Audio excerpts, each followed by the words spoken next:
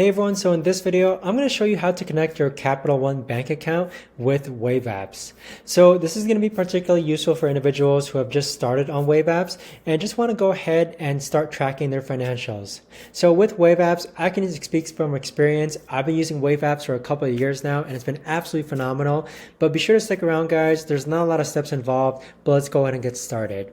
Now, when you first go into Wave Apps, you're going to hit your dashboard here, and on the left-hand side, you want to go ahead and click on Banking. So underneath Banking, you're going to see a toggle drop-down. Click on Connected Accounts, and then from here, it's going to tell you to securely connect your bank or credit card. So with that, the next thing that you want to do is click on Capital One. So once you click on Capital One, you're going to be informed that Wave uses Plaid to connect your account and that it's going to connect in seconds and that it's going to keep your data safe.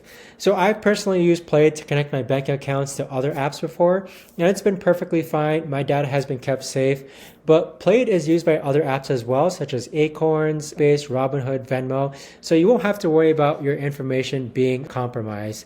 So here we're going to click on continue. Now here you can enter your phone number or continue as a guest. Now on the next prompt, you are going to need to log on to your Capital One account.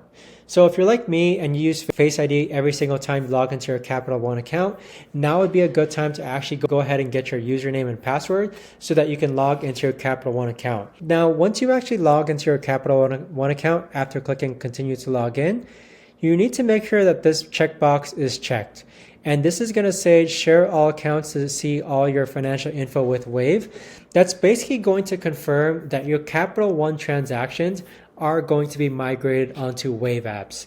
So this right here is the best and easiest way that I know of to actually go ahead and connect your Capital One account with Wave Apps. If you guys know of a better, easier way to actually do this, let me know in the comments down below. I would love to know. But thanks so much for watching, everyone, and I'll see you guys all in the next video.